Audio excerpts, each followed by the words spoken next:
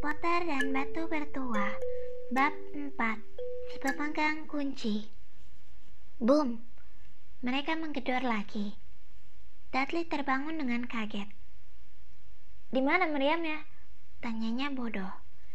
Terdengar gebrakan di belakang mereka dan Paman Vernon muncul tergopoh-gopoh ke dalam ruangan. Tangannya memegang senapan. Sekarang mereka tahu apa yang ada dalam bungkusan kurus panjang yang tadi dibawanya. "Siapa itu?"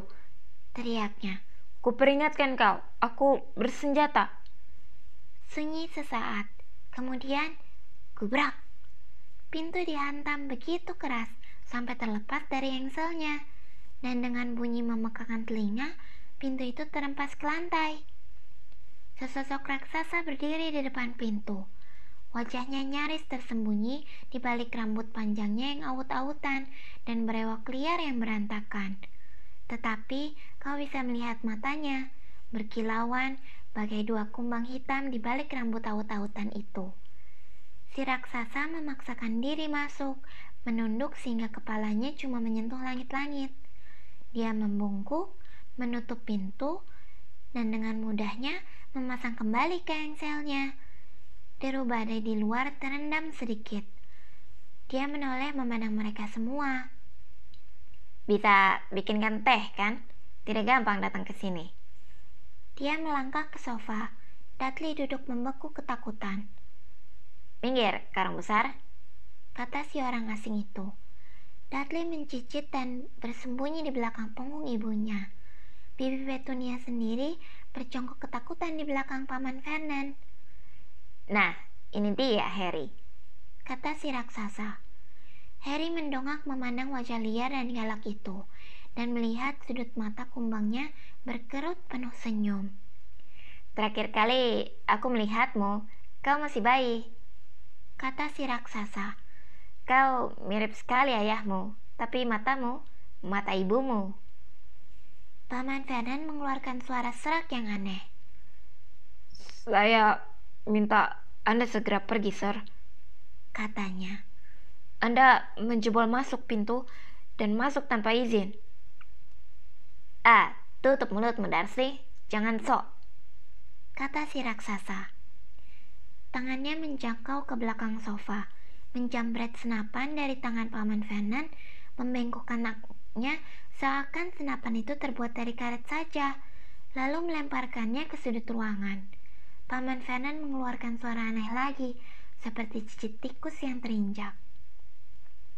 "Yang jelas, Harry," kata si raksasa berbalik membelakangi keluarga Dursley. "Selamat ulang tahun untukmu. Selamat panjang umur. Bawa sesuatu buatmu. Mungkin tadi kududuki, tapi rasanya pasti masih enak." Dari saku dalam mantel hitamnya, dia mengeluarkan kotak yang agak penyok. Harry membukanya dengan tangan gemetar. Di dalam kotak itu ada kue coklat besar dengan tulisan "Selamat ulang tahun Harry" dari gula hijau. Harry menengadah menatap si raksasa. Dia bermaksud mengucapkan terima kasih, tetapi kata-katanya menghilang dalam perjalanan ke mulutnya, dan yang dikatakannya malah, "Siapa kau?" Si raksasa tertawa. "Betul, aku belum perkenalkan diri. Rubeus Hagrid, pemegang kunci dan pengawas binatang liar di Hogwarts." Dia mengeluarkan tangan yang besar sekali dan mengguncang seluruh lengan Harry. "Bagaimana tehnya tadi, katanya seraya menggosok-gosokkan tangannya. "Aku tidak tolak minuman yang lebih keras kalau memang ada." Pandangannya tertuju ke perapian dengan bungkus keripik yang sudah mengerut dan dia mendengus. Dia membungkuk ke perapian. Mereka tidak bisa melihat apa yang dilakukannya, tetapi ketika dia tegak lagi sedetik kemudian, api sudah menyala-nyala. Api itu memenuhi pondok yang lembab dengan cahayanya yang bergerak-gerak, dan Harry merasa kehangatan menyelubunginya, seakan dia masuk ke dalam bak berisi air panas. Si raksasa duduk kembali ke sofa, yang langsung melesak keberatan dan mulai mengeluarkan berbagai benda dari dalam sakunya. Ceret tembaga, 1 pak sosis lezat, tusukan panjang, teko, beberapa cangkir yang sudah somplak, dan sebotol cairan kuning kecoklatan yang diteguknya dulu sebelum dia menyiapkan makanan. Segera saja, pondok dipenuhi bunyi dan bau sosis panggang yang lezat. Tak seorang pun bicara ketika si raksasa bekerja, tapi ketika dia melepas 6 sosis gemuk berminyak yang sedikit kosong dari tusukannya, Dudley mulai gelisah. Paman Vernon berkata dengan tajam, "Jangan sentuh apapun yang diberikannya padamu, Dudley." Si raksasa tertawa seram. "Anakmu sudah sebulat bola, tidak perlu digemukan lagi, Darcy. Jangan khawatir." Dia menyerahkan sosis-sosis itu kepada Harry. Harry yang sudah lapar sekali belum pernah makan makanan selezat itu, tetapi dia tetap tak bisa melepas pandangannya dari si raksasa. Akhirnya, karena tak seorang pun kelihatannya akan menjelaskan, dia berkata, "Maaf, tapi saya tetap belum tahu siapa Anda." Si raksasa menghirup tehnya dalam tegukan besar dan melap mulut dengan punggung tangannya. "Panggil aku Hagrid," katanya. "Semua panggil aku begitu. Dan seperti sudah kubilang, aku pemegang kunci di Hogwarts. Kau tentunya sudah tahu tentang Hogwarts?" Belum," kata Harry. Hagrid kelihatannya terperangah. "Maaf," kata Harry cepat-cepat. "Maaf," balas Hagrid, menoleh menatap keluarga Dursley yang mengerut dalam bayangan kegelapan. "Merekalah yang harus minta maaf. Aku tahu suratmu tidak kau terima, tapi tak pernah kuduga kau tidak tahu tentang Hogwarts. Astaga, tak pernahkah kau ingin tahu di mana orang tuamu belajar semua itu?" "Semua apa?" tanya Harry. "Semua apa?" gelegar Hagrid. "Tunggu dulu." Dia melompat berdiri. Dalam kemarahannya, dia seolah memenuhi seluruh pondok. Keluarga Dursley merapat ketakutan ke tembok. "Apa ini berarti?" Dia menggeram kepada keluarga Dursley. "Bahwa anak ini tidak tahu apa-apa?" Harry merasa ini sudah kelewatan. Dia kan sekolah dan angka-angkanya juga tidak buruk. "Aku tahu beberapa hal," katanya. "Aku bisa matematika dan pelajaran-pelajaran lain." Tetapi Hagrid hanya mengibas tangannya dan berkata, "Tentang dunia kita maksudku. Duniamu, duniaku, dunia orang tuamu." "Dunia apa?" Hagrid kelihatannya sudah siap meledak. "Dursley!" teriaknya mengguntur. Paman Vernon yang sudah pucat pasi mengumandangkan sesuatu yang kedengarannya seperti mimble-wimble. Hagrid menatap liar pada Harry. "Tapi kau pasti tahu tentang ayah dan ibumu," katanya. "Maksudku, mereka terkenal. Kau terkenal." "Apa? Jadi ayah dan ibuku terkenal?" Kau tak tahu." "Kau tak tahu?" Hagrid menyisir rambut dengan jari-jarinya memandang Harry keheranan. "Kau tahu kau ini apa?" katanya akhirnya. Paman Vernon mendadak menemukan suaranya. "Stop!" perintahnya. "Stop di sini, Sir. Saya larang Anda memberitahu anak ini apapun." Orang yang lebih berani dari Vernon Dursley pastilah sudah gemetar menerima pandangan marah Hagrid. Ketika Hagrid bicara, setiap suku katanya gemetar saking marahnya dia.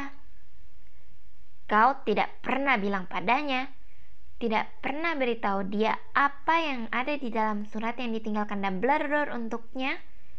"Aku ada di sana. Aku lihat sendiri Dumbledore tinggalkan surat itu, Darcy. Dan kau sembunyikan itu darinya selama bertahun-tahun ini." "Menyembunyikan apa dariku?" tanya Harry tak sabar. "Stop! Kularang kau!"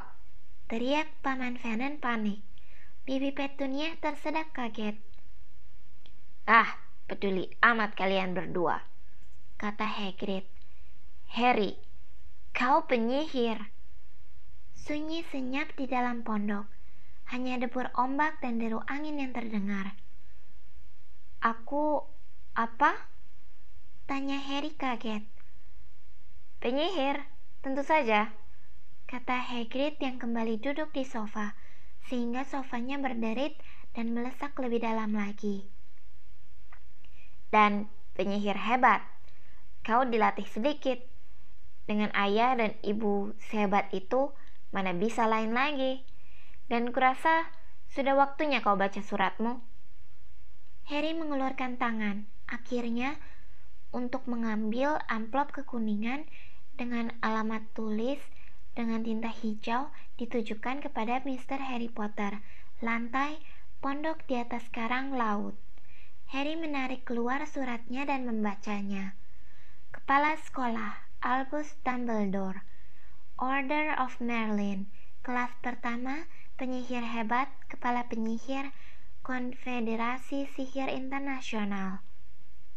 Mr. Potter yang baik, dengan gembira kami mengabarkan bahwa kami menyediakan tempat untuk Anda di sekolah sihir Hogwarts. Terlampir daftar semua buku dan peralatan yang dibutuhkan. Tahun ajaran baru mulai 1 September. Kami menunggu burung hantu Anda paling lambat 31 Juli. Hormat saya, Minerva McGonagall, Wakil Kepala Sekolah.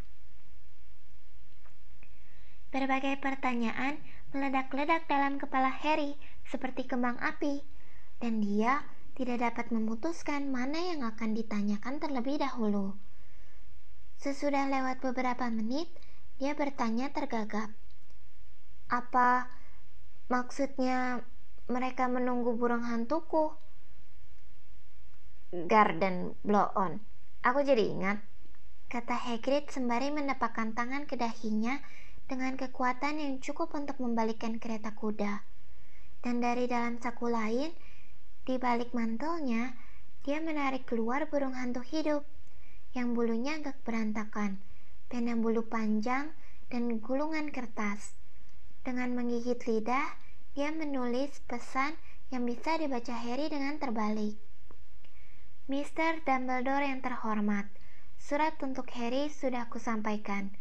Aku bawa dia beli perlengkapan besok. Cuaca buruk sekali. Mudah-mudahan Anda baik. Hagrid.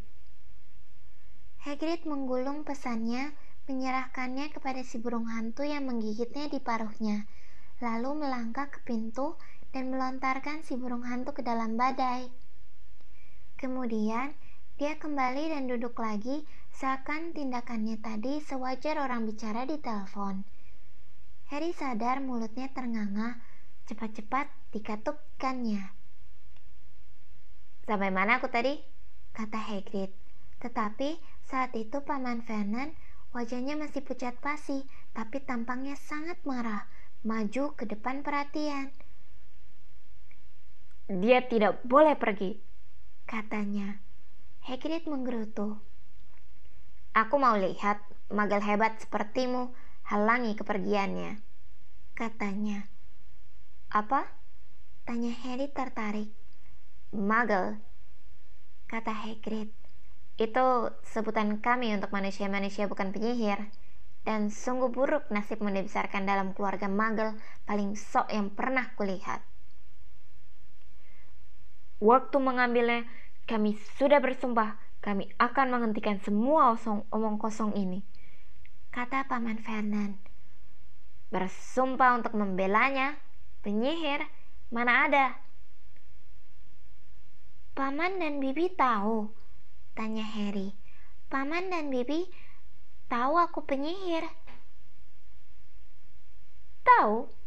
Tekik Bibi Petunia tiba-tiba. Tahu, tentu saja kami tahu. Bagaimana tidak? Kalau adikku yang brengsek juga begitu. Oh, dia juga menerima surat seperti itu dan menghilang ke sekolah itu. Dan pulang setiap liburan dengan kantong penuh telur katak dan mengubah cangkir menjadi tikus. Aku satu-satunya yang tahu dia seperti apa. Dia aneh. Tetapi ibu dan ayahku, apa-apa Lily Lily begini dan Lily begitu. Mereka bangga punya anak penyihir. Dia berhenti untuk menarik napas dalam-dalam dan kemudian merepet lagi. Kelihatannya sudah bertahun-tahun dia ingin mengeluarkan semua ini. Kemudian dia bertemu si Potter itu di sekolah. Lalu mereka menikah dan punya anak, kau. Dan tentu saja aku tahu kau pasti sama anehnya, sama abnormalnya. Dan kemudian si Lily itu kena ledakan dan terpaksa kami kebebanan kau. Hagrid sudah menjadi pucat. Segera setelah dapat bicara, dia berkata, "Ledakan? Kalian bilang mereka meninggal dalam kecelakaan mobil?" "Kecelakaan mobil?" raung Hagrid, melompat bangun dengan amat marah sehingga Mr. dan Mrs. Dursley cepat-cepat kembali ke sudut mereka. "Bagaimana mungkin kecelakaan bisa bunuh Lily dan James Potter? Sungguh penghinaan besar, skandal. Harry Potter tidak tahu kisah hidupnya sendiri, sementara semua anak di dunia kami tahu namanya." "Tapi kenapa? Apa yang terjadi?" desak Harry. Kemarahan memudar dari wajah Hagrid. Tiba-tiba dia kelihatan khawatir. "Tak kusangka akan begini," katanya cemas dengan suara rendah. "Waktu Dumbledore bilang mungkin akan ada kesulitan ambil kau, tak kukira kau serba tidak tahu begini. Ah, Harry, aku tak tahu apakah aku orang yang tepat untuk beritahu kau, tapi harus ada yang kasih tahu. Tak mungkin kau berangkat ke Hogwarts tanpa tahu ini." Hagrid memandang sebal pada keluarga Dursley. "Ya, ada baiknya kau tahu sejauh apa yang bisa kuceritakan padamu. Aku tak bisa ceritakan semuanya, soalnya sebagian diantaranya misteri besar." Dia duduk memandangi api selama beberapa detik, kemudian berkata, "Semua ini menurutku dimulai oleh orang yang bernama... Kelewatan sekali kau tidak tahu namanya. Semua orang di dunia kita tahu." "Siapa?" "Ya, aku tak mau sebut namanya kalau bisa. Tak seorang pun berani sebut namanya." "Kenapa tidak?" "Astaga naga, Harry. Orang kan masih takut. Wah, susah jadinya. Begini, ada penyihir yang jadi jahat. Jahat sekali. Bahkan lebih jahat. Jauh lebih jahat daripada sekedar lebih jahat. Namanya..." Hagrid menelan ludah, tapi tak ada suara yang keluar. "Bagaimana kalau ditulis saja?" Harry menyusulkan. "Tidak, aku tidak bisa ijah. Baiklah, Voldemort." Hagrid bergidik. "Jangan suruh aku sebut sekali lagi. Pendeknya, penyihir ini kira-kira 20 tahun yang lalu mulai cari pengikut. Dan dapat lagi. Sebagian karena takut, sebagian lagi karena inginkan cipratan kekuasaannya. Karena dia memang punya kekuasaan. Sungguh, hari-hari suram, Harry. Kita tak tahu siapa yang bisa dipercaya. Tak berani bersikap ramah pada penyihir asing. Hal-hal mengerikan terjadi. Dia mulai ambil alih kekuasaan. Tentu saja beberapa berusaha lawan dia dan mereka dibunuh dengan sangat mengerikan. Salah satu tempat yang masih aman adalah Hogwarts. Kurasa Dumbledore adalah satu-satunya yang ditakuti. Kau tahu siapa? Tidak berani ambil alih sekolah. Dulu paling tidak.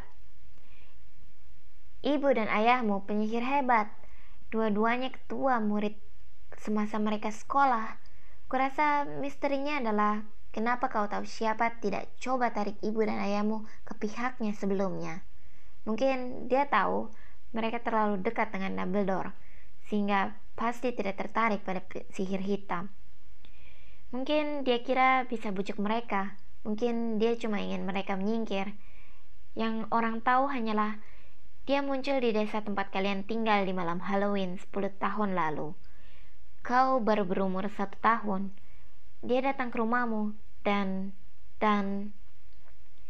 Hagrid tiba-tiba menarik keluar sapu tangan yang sarigat kotor dan membuang ingus dengan bunyi seperti trompet. Maaf, katanya, tetapi aku sedih sekali. Aku kenal ayah dan ibumu. Tak ada orang lain sebaik mereka. Pendeknya, kau tahu siapa bunuh mereka. Dan kemudian, dan ini misteri yang sesungguhnya, dia mencoba bunuh kau juga. Mau habisi kalian sampai tuntas, kurasa. Atau mungkin dia memang senang membunuh, tetapi dia tidak bisa bunuh kau. Pernahkah kau bertanya-tanya bagaimana kau mendapat lepas bekas luka di dahimu? Itu bukan luka biasa. Itu yang kau dapat jika kekuatan sihir jahat sentuh kau. Berhasil tewaskan ibu dan ayahmu, bahkan hancurkan rumahmu, tetapi tidak mempan untukmu. Itulah sebabnya kau terkenal, Harry. Tak seorang pun bisa hidup setelah dia putuskan untuk membunuhnya. Tak seorang pun kecuali kau, dan dia telah berhasil bunuh penyihir-penyihir terbaik pada zaman ini. Keluarga McKinnon, keluarga Bone, keluarga Prewett. Padahal kau masih bayi, dan kau hidup. Sesuatu yang menyakitkan berpusar dalam benak Harry. Ketika cerita Hagrid hampir tamat, dia melihat kembali cahaya hijau menyilaukan, lebih jelas daripada yang selama ini diingatnya. Dan dia juga ingat sesuatu yang lain. Untuk pertama kali dalam hidupnya, tawa nyaring, dingin, dan bengis. Hagrid menatapnya sedih. Aku sendiri yang ambil kau dari rumahmu yang hancur. Atas perintah Dumbledore, kubawa kau ke keluarga ini. Omong kosong besar, kata Paman Vernon. Harry melompat. Dia nyaris lupa kalau keluarga Dursley ada di situ.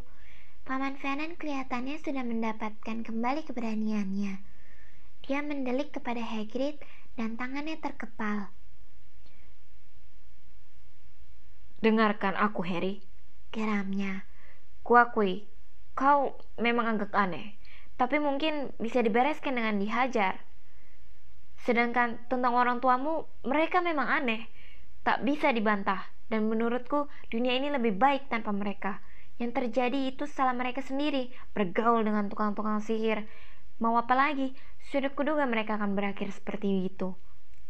Tetapi saat itu, Hagrid melompat bangun dari sofa dan menarik payung buntut merah jambu dari dalam sakunya.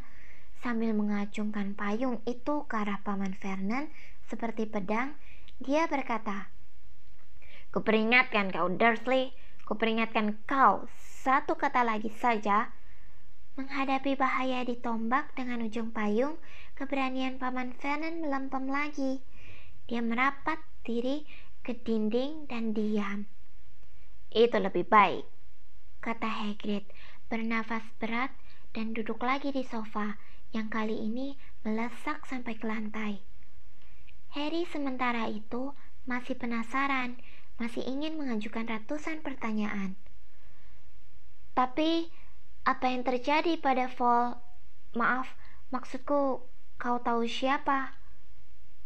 Pertanyaan bagus, Harry. Hilang, lenyap. Malam yang sama dia coba bunuh kau, membuat kau tambah terkenal. Itulah misteri yang paling besar, soalnya belakangan makin lama dia makin kuat.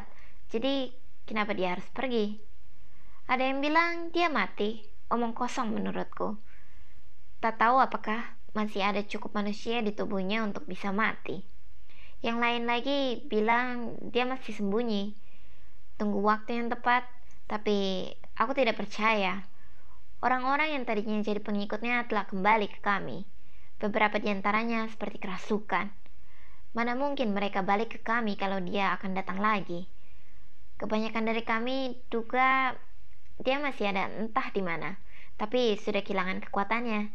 Terlalu lemah untuk terlalu merajalela. Karena sesuatu pada dirimu menghabisi dia, Harry. Ada yang terjadi malam itu, yang luar di perhitungannya. Aku tak tahu apa itu, tak ada yang tahu. Tetapi sesuatu yang pada dirimu membuat dia takluk. Hagrid memandang Harry dengan hangat dan rasa hormat. "Tetapi, Harry, Alih-alih merasa senang dan bangga, merasa yakin ada kekeliruan besar. Penyihir, dia. Bagaimana mungkin dia penyihir? Dia telah melewatkan hidupnya dijadikan bulan-bulanan oleh Dudley dan ditindas oleh Bibi Petunia dan Paman Vernon. Kalau memang dia penyihir, kenapa mereka tidak berubah jadi kodok setiap kali mereka mencoba menguncinya dalam lemari? Jika dia pernah menyalahkan penyihir paling hebat di dunia, bagaimana mungkin Dudley selalu bisa menendang-nendangnya ke sana kemari seperti bola? Hagrid, katanya cemas. Kurasa kau pasti keliru. Tidak mungkin aku ini penyihir. Betapa herannya dia. Hagrid tertawa. Tidak mungkin penyihir, Tidak pernahkah ada peristiwa-peristiwa yang terjadi setiap kali kau takut atau marah? Harry memandang perapian. Kalau dipikir-pikir, semua kejadian aneh yang membuat Bibi dan pamannya marah kepadanya terjadi ketika dia, Harry, sedang marah atau sedih. Ketika dikejar-kejar oleh geng Dudley, entah bagaimana dia selalu bisa meloloskan diri. Waktu cemas karena harus ke sekolah dengan potongan rambut yang konyol, rambutnya tiba-tiba tumbuh sendiri. Dan ketika Dudley terakhir kali memukulnya, bukankah dia telah berhasil membalasnya tanpa sadar? Bukankah dia yang melepas ular boa yang menakutkan Dudley? Harry kembali memandang Hagrid, tersenyum, dan dilihatnya Hagrid nyengir senang kepadanya. Lihat sendiri kan? Kata Hagrid. Harry Potter, tidak mungkin penyihir. Tentu saja kau akan terkenal di Hogwarts. Tetapi Paman Vernon tak akan mau menyerah tanpa perlawanan. Kan sudah kubilang dia tidak boleh pergi, desisnya. Dia akan ke Stone Hall. Why? Dan dia akan berterima kasih karenanya. Aku sudah membaca surat-surat itu, dan katanya dia memerlukan segala macam sampah, buku mantra, dan tongkat, dan kalau dia mau pergi, magel sehebat seperti kau tidak akan bisa larang dia. Geram Hagrid. Melarang anak Lily dan James Potter masuk Hogwarts. Kau gila. Namanya sudah terdaftar di sana sejak dia dilahirkan. Dia akan masuk sekolah sihir paling terkenal di dunia. 7 tahun di sana, dia tak akan kenal dirinya lagi. Dia akan bergaul dengan anak-anak jenisnya kali ini, dan di bawah bimbingan kepala sekolah yang paling Hogwarts yang dimiliki Hogwarts, Albus Dumbledore. Aku tidak mau membayar laki-laki tua sinting itu mengajarinya tipuan sihir, teriak Paman Vernon. Tetapi dia sudah kelewatan. Hagrid menyambar payungnya dan mutar-mutarnya di atas kepala. Jangan berani-berani, gelarnya, hina Albus Dumbledore di depanku. Diayunkannya payungnya turun untuk menunjuk Dudley. Ada kilatan cahaya ungu, bunyi seperti petasan, jeritan nyaring, dan detik berikutnya Dudley menari-nari di tempat dengan tangan memegangi pantatnya yang gemuk, menjerit-jerit kesakitan. Ketika dia berbalik membelakangi mereka, Harry melihat ekor babi melingkar nongol dari lubang di celananya. Paman Vernon mengerung. Seraya menarik Bibi Petunia dan Dudley ke kamar satunya, dia melempar pandangan ketakutan untuk terakhir kalinya kepada Hagrid, lalu membanting pintu menutup di belakang mereka. Hagrid menunduk menatap payungnya dan membelai jenggotnya. Harusnya tidak boleh marah, katanya menyesal. Tapi kan tidak berhasil. Maksudku mau ubah dia jadi babi, tapi kurasa dia sudah mirip sekali babi. Tak banyak lagi yang bisa dilakukan. Dia melirik Harry dari bawah alisnya yang lebat. Aku akan berterima kasih kalau kau tidak sebut-sebut kejadian ini pada siapapun di Hogwarts, katanya. Aku sebetulnya tidak boleh menyihir, hanya boleh sedikit saja untuk ikuti kau dan antar surat-suratmu kepadamu dan belanja. Salah satu alasan aku ingin sekali dapat tugas ini. Kenapa kau tidak boleh menyihir? Tanya Harry. Oh ya, aku dulunya sekolah di Hogwarts juga, tapi aku dikeluarkan jujur saja waktu kelas 3. Mereka patahkan tongkatku jadi 2 dan macam-macam lagi. Tapi Dumbledore izinkan aku tinggal sebagai pengawas binatang liar. Orang hebat, Dumbledore. Kenapa kau dikeluarkan? Sudah malam dan banyak yang harus kita lakukan besok, kata Hagrid keras-keras. Harus ke kota, beli buku-buku dan peralatanmu. Hagrid melepas mantel hitamnya yang lebat dan melemparkannya kepada Harry. Bisa kau jadikan selimut? Katanya. Jangan pedulikan kalau sedikit meronta-ronta. Kurasa masih ada sepasang tikus di salah satu sakunya.